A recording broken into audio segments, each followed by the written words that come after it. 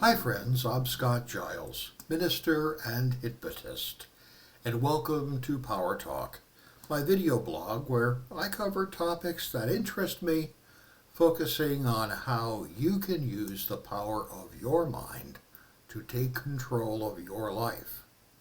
If you want to know more about my professional work or sign up for my free e-newsletter, Power Lines, check out my website, which I'll tag in the description. Well, today I want to talk about the philosophical concept of self-reliance.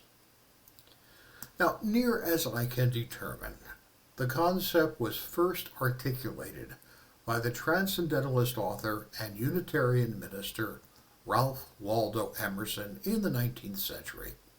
The theme first appeared in a sermon he gave in September 1830, but it found its fullest expression in his published essay titled Self-Reliance. Basically, his idea was that we should avoid conformity and instead follow our own instincts about what is right and true. Now, I believe that Emerson, like many in what would come to be called the Transcendentalist movement, a kind of mystical movement in 19th century New England thought, fundamentally looked to the ancient philosophy of Plato as the grounding for his ideas. You see, Plato believed that our world was only a shadow, a reflection of a more perfect reality which he called the world of the forms. Now, forms were abstract ideas. As an example, think of a circle. Well, in the world of forms, the circle exists as a pure idea, a definition. A circle is a shape created by all the points on a plane that are at a given distance from a center point. That's the form of the circle. Now, any actual specific circle you might encounter is created in a way that manifests that form, but not perfectly. No actual circle is perfect. There will be tiny variations created by the thickness of the pencil or the pen nib that was used to draw the circle, or infinitesimally small variations caused by the pixels on a computer screen. No actual existing circle is perfect. Only the abstract form is perfect. Well, Plato believed that everything was like that. Everything that existed was an imperfect manifestation of some abstract ideal that existed somewhere else in a metaphysical realm. Now, a lot of people know this about Plato's thinking. What most don't know is, unless they've actually studied Platonic philosophy, is that Plato also believed the human mind in imagination could touch the realm of the forms. For example, while no perfect circle exists, a human mind can imagine a perfect circle by understanding the definition, the shape created by all the points on a plane that are a given distance from a center point. And that is like what the Transcendentalists thought. The perfect was inside your mind, not out in the world at large. So by turning to your own mind, you touched a realm of absolute truth. Therefore, he believed you should get your inspiration and motivation from that perfect world that you imagined inside of you, not from what other people taught you or wanted you to believe. To be self-reliant was to be relying on a deeper realm of validity and truth inside of yourself.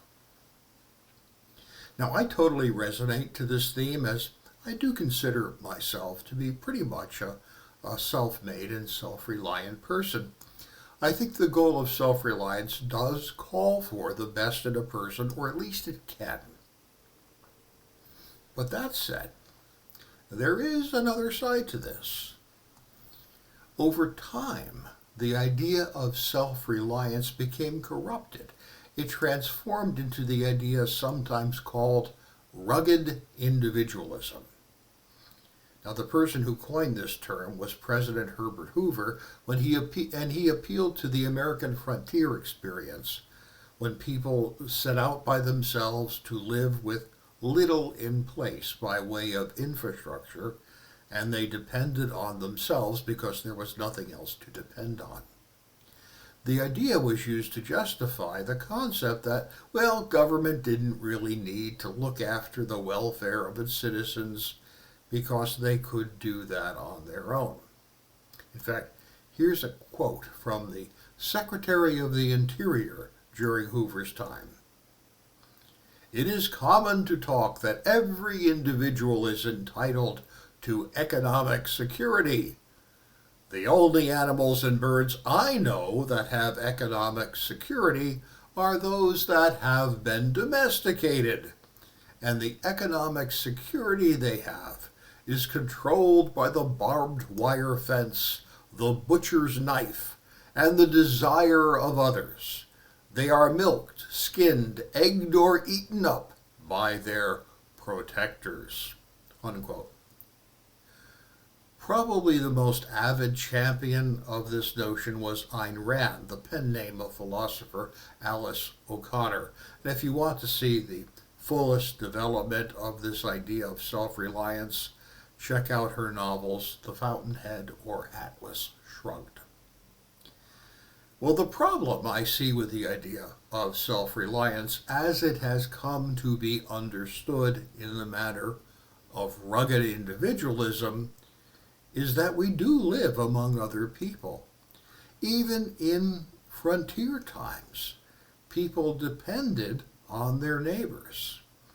The actual American frontier experience, as recorded in journals and diaries, is of neighbors gathering to do barn raisings, to help each other out when sick, to form volunteer fire brigades and other forms of interdependence.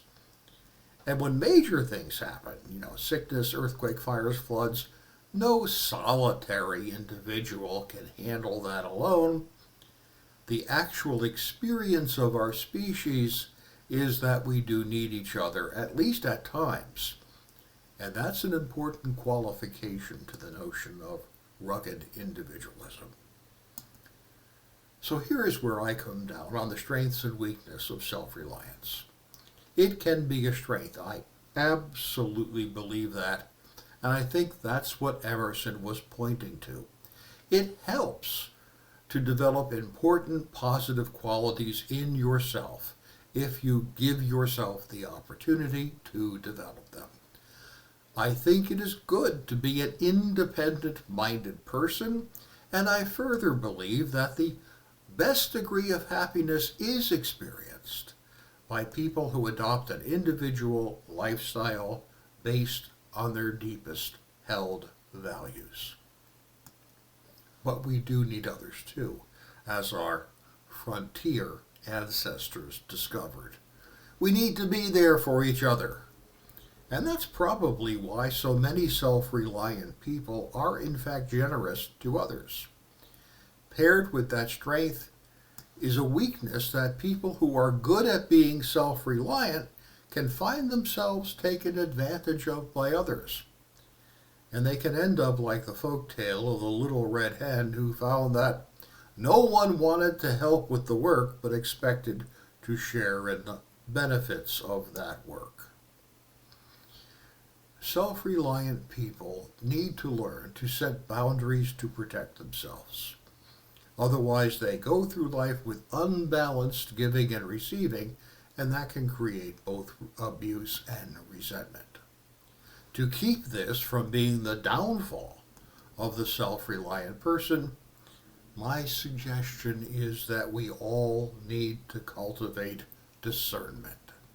To be there for those others who are also prepared to be there for others when they can, who take their turn when they are stronger. And by the way, that is actually the full ending of the story of the little red hen. It doesn't often get told.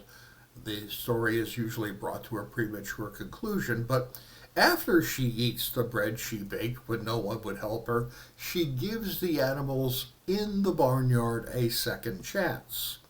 She tells them she will make more so all can have some bread, provided they agree to help. And they do. We can't just give. We can't just take.